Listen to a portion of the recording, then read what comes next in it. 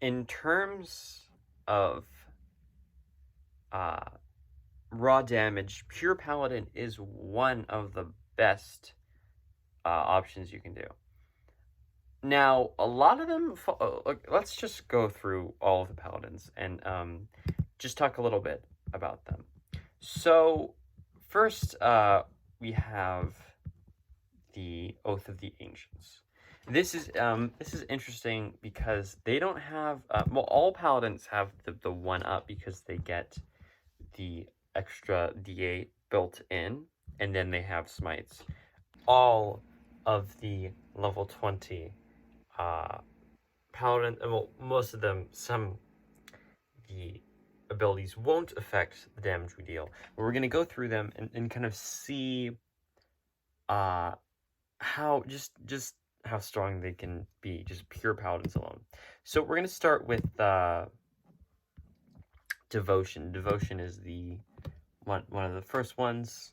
It's kind of, when you think of paladin, it's kind of the most vanilla paladin. It's included in the player's handbook. Now, for paladins, just as a class, for a start, they get some pretty strong abilities. Well, first, as I mentioned earlier, they get Divine Smite, which is just amazing. You can plan for just expend it on crits. You can it deals an extra D8 damage against fiends and undead. It's just an all great ability just to get some extra damage in. Beyond that, you have your only enhanced pull, which eventually at 20th level gets to 100, which is 100 free healing is huge. Not only that, but you get the Aura of Protection, which if your charisma is 5, gives you and all your allies +5, well, near you in your aura, +5 to saving throws, which is also huge. That's like almost as much as having basically proficiency in, well, at early levels even higher than having proficiency in that saving throw, which is nuts. And you know, if you compare it to something like Flash of Genius, that's just one target, and you have to spend your exact reaction. This is free, which basically means, like, at least the paladin is going, like, paladins have proficiency in wisdom saving throws, right? So say if you have like a +2 wisdom, then you have let's go with a maximum, so it's gonna be 6 for proficiency, which is 8, and then plus another 5 for charisma is going to be 13, a bonus of 13 to wisdom saving throws, which is it's insane. Then you get into the improved Divine Smite, which is basically just a flat extra D8 damage to all of your weapon techs, which is, again, phenomenal when we're dealing, we're talking about just flat DPR return. Being able to get that from a class feature is huge. Then we have Cleansing Touch, just another great feature of Paladins, or improving 30 feet. And then finally, one of the awesome, the coolest aspect of Paladins is that they get their Capstone feature is their subclass feature, something I've mentioned in a previous video. I really think Rangers should get as well, since they are a mirror of the Paladin, and Rangers could really use a buff and coolness factor.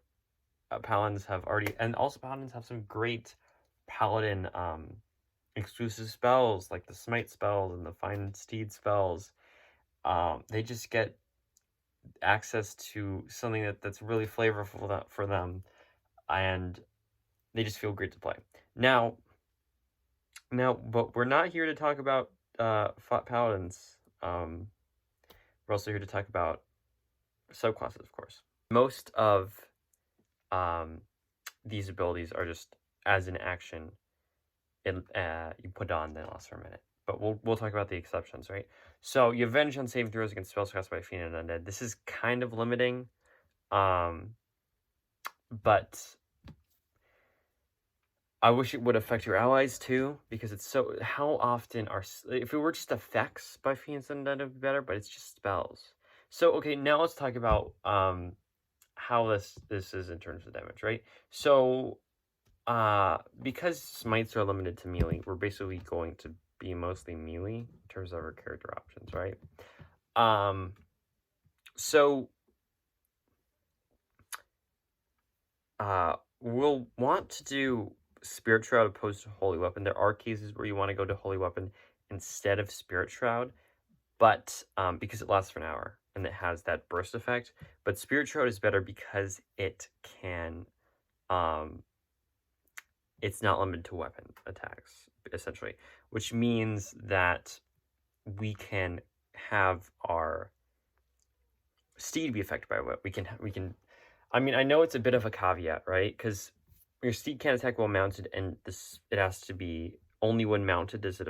But how I read it is it's just the initial effect. You have to be on your steed when you cast it, and then they both get affected. So if it's that case, then you want to go with Spirit Shred because you get the extra steed damage, right? I'm gonna go with Periton. Well, we can't guarantee that we're always gonna get a dive attack off with them. It's just the most damage if we do. And considering like how forced movement works, we can basically just avoid opportunity attacks most of the time anyways. But so then we have, now let's get into it. So we'll do two versions. One with Spirit Shred and one with Haste. Haste, of course, some get haste for free. For this one, you have to go into the Ravnica background to get it. But we're going to use just a basic halberd type weapon because we want it to be a polearm in order to get off basically the polearm free bonus action, because it's technically the same weapon, which means we can use Great Weapon Master with it, right? So we'll need Polearm Master and Great Weapon Master as feats, and then, of course, as I always do, you want to take Gift of the Chromatic Dragon. So that's 3 of your 5 feats, which is a bit taxing. Again, we're going to be assuming you're taking ASMR because that's how I judge all my builds off of. So you have, unfortunately, Devotion, we only have extra attack, right? So it's 2 attacks, and then you can make a bonus polar armor attack, which is D4. Then, of course, we have Great Weapon Master, Improved Divine Smite, Chromatic, and then Spirit Shroud all added on, which is going to be 103 damage from you, and then your Periton if you were including both the diving damage, and Spirit Shroud is going to be 48 damage on average from the Periton, which is huge. Then we get, again, this is conditional, but you're pretty much going to have a steed if you're, because you cast it and you don't maintain concentration or anything. It just is with you until it dies, which is incredible.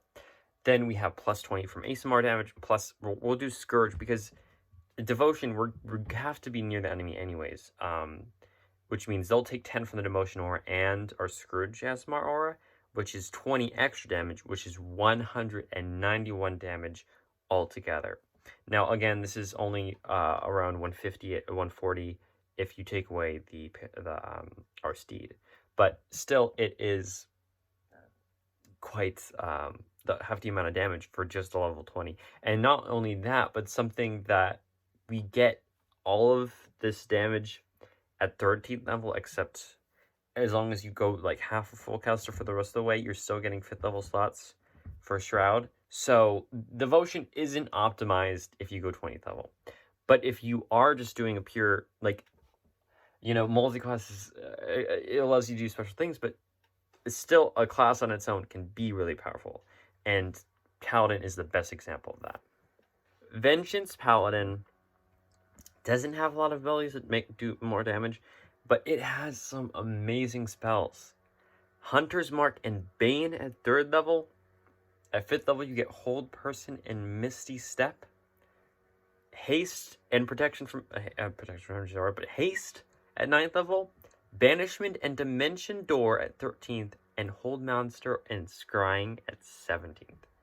You have paralysis, you have an extra attack, you have increased damage to your attacks, you have mobility, you have utility, you have debuffs. This is probably the best list.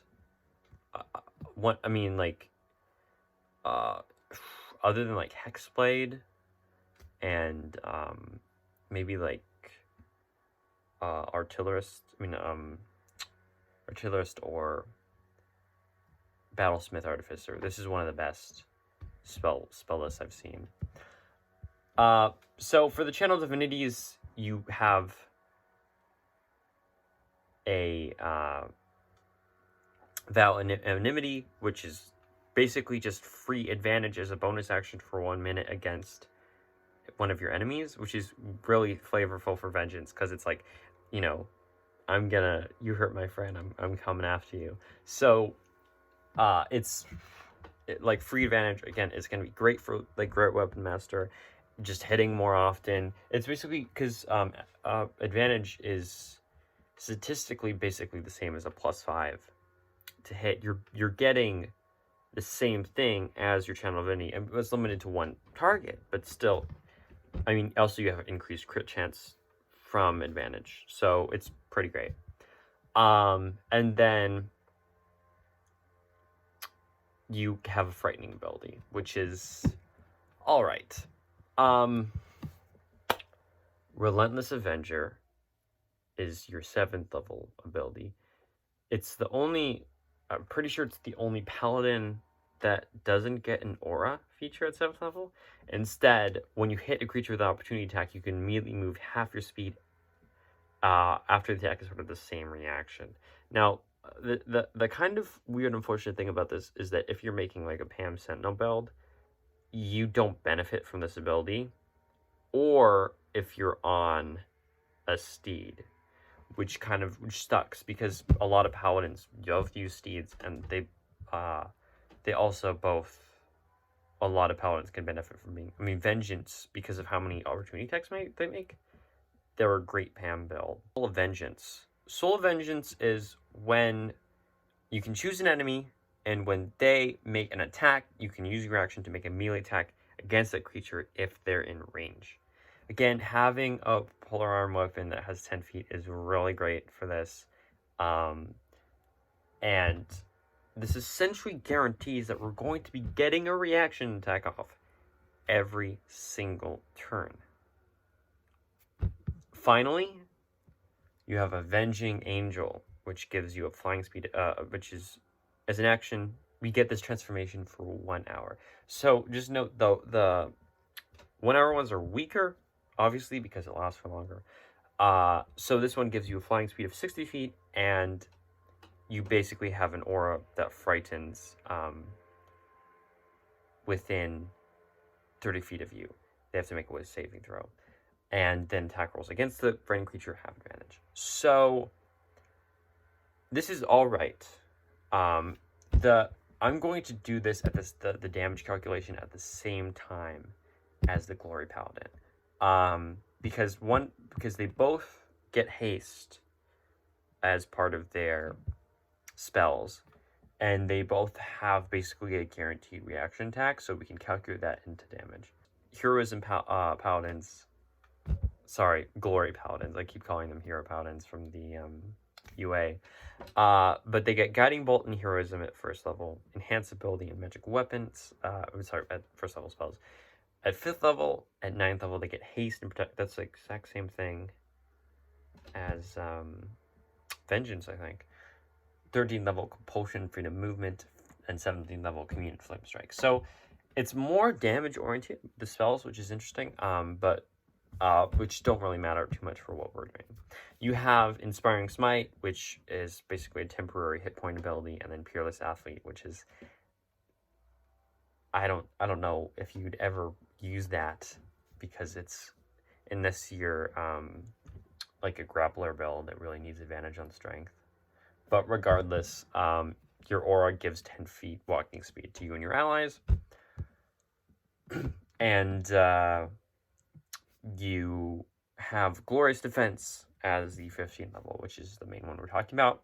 Basically, if you or a creature within 10 feet of you is hit by an attack, you can use your reaction to give them a bonus to AC equal to Charisma modifier. Kind of the most cleric-y of the subclasses. They get spells like Protection from Good and Evil, Sanctuary, Lesser Restoration, Beacon of Hope, Commune, Guardian Faith. These spells all kind of scream very cleric. One of their channel divinities is basically turn undead, except it affects fiends as well. And so that's one thing, right?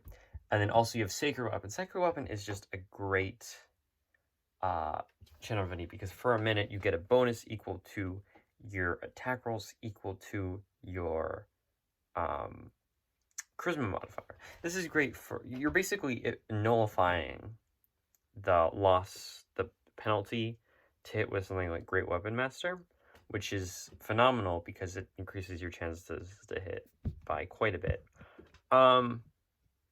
The aura features, there's not a ton of aura features that are incredible. Like this one just makes it so that those in aura can't be charmed. Purity of Spirit, you're always an effective protection from evil and good. Again, like a lot of these are conditional. Like if you're in an Avernus campaign or you're in a like a Curse of Strahd campaign, forgot the name. Then these abilities are great. Otherwise, they're just mediocre. But the good thing though is that they have a pretty decent capstone, which is that bright light shines 30 feet from you, and then dim light an additional 30 feet. Enemies within the bright light take 10 radiant damage if they start their turn in there. Which, again, this is very similar to the ASMR ability. If they miss, you can hit them as a reaction. At 20th level, as a bonus action, you get the following benefits for 1 minute. You have advantage on charisma checks, which I feel like this should be like an hour ability. Because it's checks, not saving throws. So how many checks are you really going to be able to make with a minute? But whatever. You can turn a miss into a hit. This is probably the coolest ability. And if you fail saving throw, you can use your reaction to re-roll it, which is wonderful. So both these abilities get you a reaction attack. So let's go, let's do some math here, right? So this means you're guaranteed to have 4 attacks. So that is, Devotion is 191 if you use Spirit. But what if you use Haste? Well, you're going to have a base damage of 107. So it's slightly higher.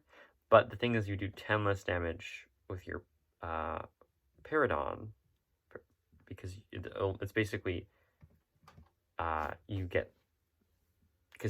get 2 attacks where each of them would apply the Spirit Shroud, but now you're only getting 1 extra attack that applies the dive damage. Then so it's less, and then so overall it just adds up to 186. We see with the Devotion Paladin, Spirit Shroud is just better in terms of damage. If we have Steed, and even without it, if we're making more than 3 attacks, it's going to be better. So basically, we want to have Spirit Shroud up instead of Haste, even though we get Haste for both of them, because we're basically guaranteed 4 attacks. So this is going to be 143 damage from all those 4 attacks together. Again, with our Paladin, that's another 48, plus 20 from ASMR, plus 10 from the Scourge, which is going to be 221. Even without the Paladin, we're still hitting in the 180 range, which for pure Paladin is incredible. So yes, there we go. Damage-wise, there are some that really don't matter, like Oath of the Crown. The abilities either heal, allow us to take damage instead of allies, just have some saving throw stuff, or just make it harder for us or allies to die. Like, it's not really, it doesn't have anything to do with damage, and the spells, it actually does have, like, damage through spells, but a lot of the spells are mostly just utility or healing, or just dismissing. So that's some of, so we don't need to talk about that. Oath of the Watcher, the same way, while it does have that banishing ability as the Capstone, and the turning ability, we have the, basically, it's just the same, where we have abilities that get rid of enemies rather than deal damage to them.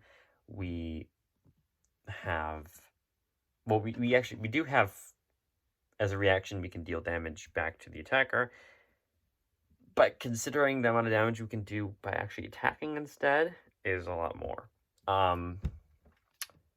And then we have the Capstone, which, again, it's conditional often towards certain types of creatures. Conquest is one of those ones that's just built to deal damage. It's in the name. It's also, it has some great spells with it. Armor of Agathis, Hold Person, Bestow Curse, Cloud Kill, Dominate Person. It's very aggressive in how it functions.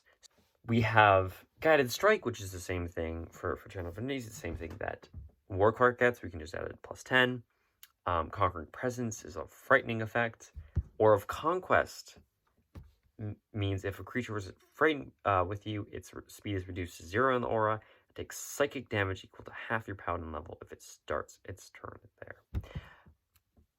Also, 15th level, if a creature hits us, they take psychic damage equal to their charisma modifier. This is one of the few damaging effects that's not limited to melee attacks. Doesn't matter if they hit us with any sort of attack at all, spell, ranged, melee, unarmed, whatever, it's going to deal damage back. And finally, what we're here for, the 20th level ability, Invincible Conqueror. As an action, we get the following benefits for 1 minute. We have resistance to all damage. Yep, all damage, you heard it right. When we take the attack action, we can make 1 additional attack as part of the attack on our turn, which means we make 3 attacks as an action. We can make 1 bonus. And our melee weapon attack score crit on a 19 or a 20. We're going to be assuming that you frighten enemies because Conquest Paladin does have a lot of resources that can do this. So we're going to assume it happens. Then, which means that we deal 10 from a Conquest Aura at least. And we're, of course, an ASMR again. So, as always, we get that 4 attacks, which is going to put us at 143 damage as a base. Then we get 20 more from ASMR, which is 163. We get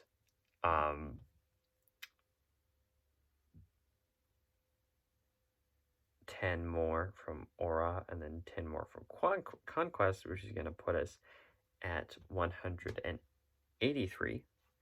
And we're probably going to get at least 1 enemy hitting us. So that's 188. Again, not certain, but I'm gonna, because the feature exists, I'm gonna make the assumption that at least 1 attack is probably even more. So you're getting in the 190 range, and then plus 48 from your Paraton, which that's going to put us at essentially 212 for damage, I believe. It's in the 210s. Again, we still hit like 190 in without our steed. Conquest, and not only that, but if you score a critical hit, it happens more likely you can smite that your enemies can't leave you, because, I mean, your enemies have a 0 speed while they're in your aura, which means they have no choice but to hit you and take damage. And not only that, but if they're ranged, you have to, like, there is so many advantages to this. It is crazy. And it goes beyond damage. So, and resistance all damage. So they can hit you all they want. You're going to take, like, no damage. You're going to be punished for it. It's beautiful. Now, Oathbreaker. Oathbreaker is, in terms of flat damage, it's,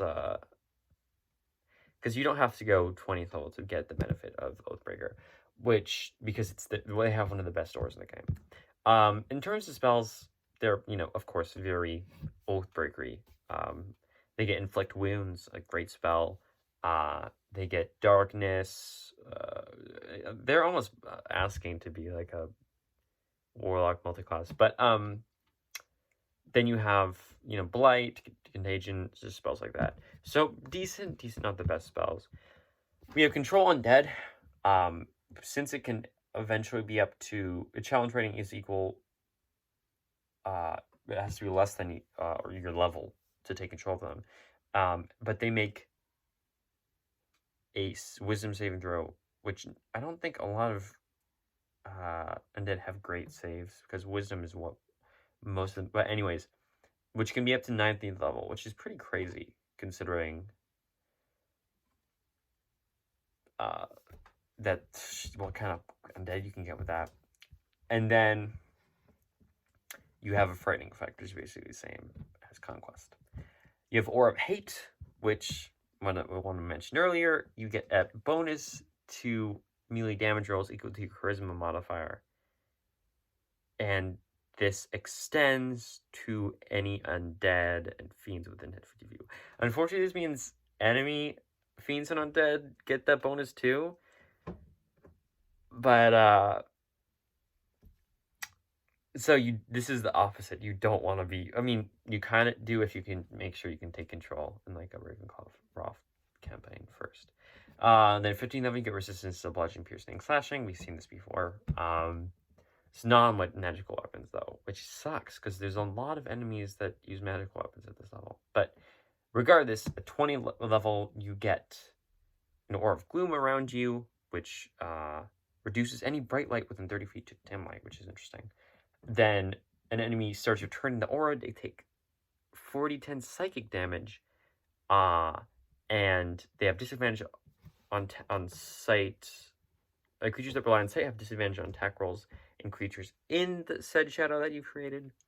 And you can use your bonus action to have the shadows attack a creature and deal 3d10 plus your charisma modifier. This lasts for 1 minute as an action. It's so flavorful. Your shadows attack and protect you. Attack enemies and tech. It's not only that, but they deal damage, and it's your own. Like, this aura is better than the damage that the Devotion Paladin does. And it's got cooler bonus effects. Like, count me in. But anyways, let's get to damage. So there's a few ways we can go with this. Oathbreaker, we're going to assume that you're going to use your bonus action to have the shadows attack, because that way you get the 40-10 extra damage by your the shadow aura, right? So we're going to assume you're getting that benefit. 206 damage. If you have haste instead, that's another 10 because you make deck and then your does, which is going to put that.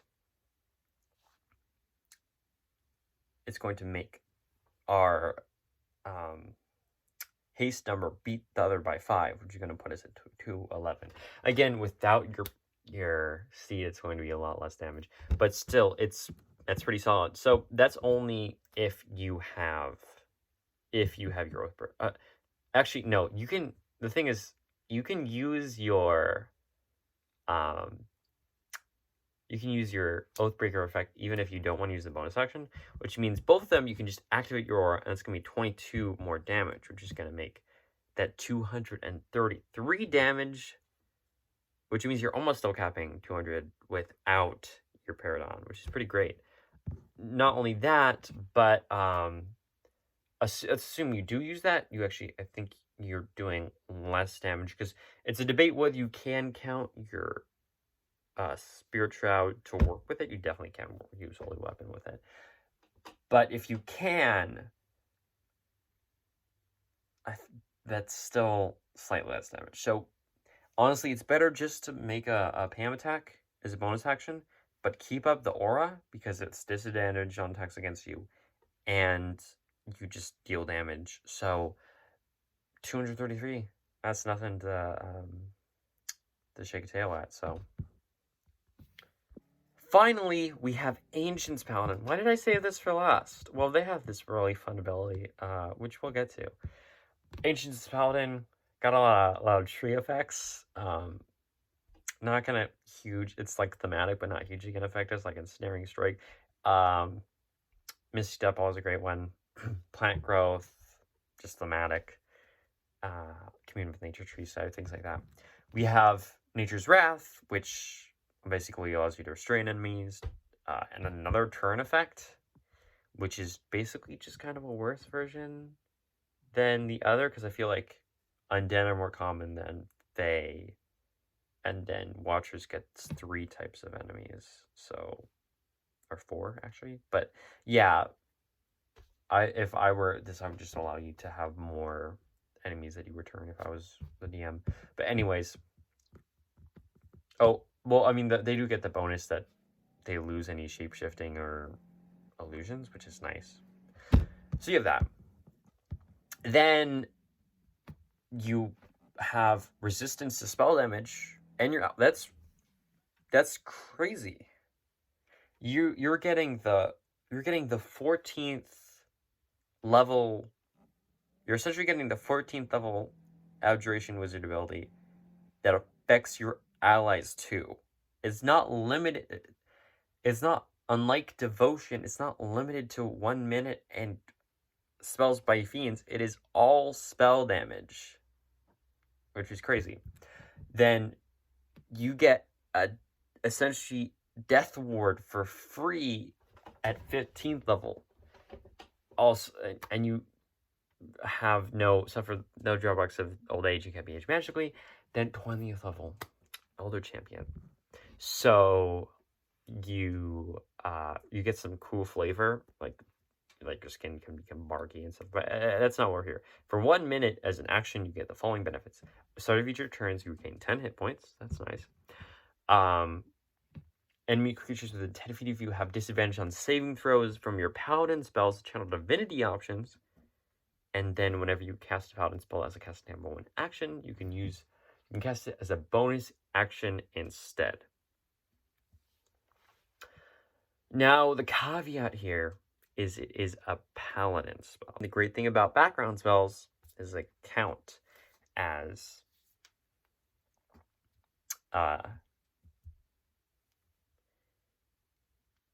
class spells. So we're going to do the same trick we did with Artificer, which is Scorching Ray as a bonus. Now, this means that we're having 2 attacks with our action, and then we're going Spirit Shroud, which means we're doing 76 damage with those first 2 attacks. Flying as usual, and then we have Scorching Ray as your bonus action, which is going to be 2d6 plus 2d8 times 3, and all that altogether is going to be 196. So again, that's probably middling. Glory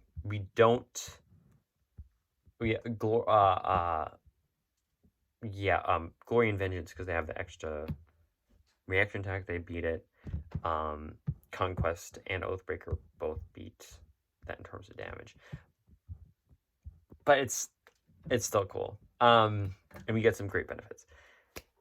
Now, if we want to use haste instead, we can't do Scorching Ray, because Ancients don't get haste normally, which means we'll have to go into Rakdos Cultist. This means that we we have to resort to something like Firebolt for our bonus action. Which again, that's like, at that point, you're dealing around the same damage if you were to make an attack with a weapon, which, like, again, is it better? Yes, it's still, there's options you can take that give you spells, like, you can literally get Flame Strike as a paladin spell, and you can just deal that damage and still make your normal attacks, which is crazy in terms of damage, but it's not consistent.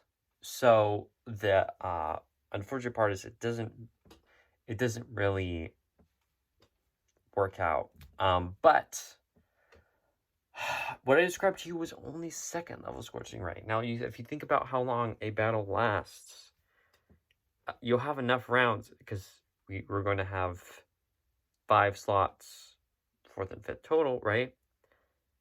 4th and 3rd, that we can use for Scorching Ray, which means it's going to be another 2d8 plus 2d6 each time. So that's going to definitely reach over 200, probably average around over your 3rd level casting of it each turn, because you're either going to use 2nd, 3rd, and then on the rare occasion when you're taking down enemies, you're going to use 4th. Again, the fact that it's limited to paladin spells is a bit constricted.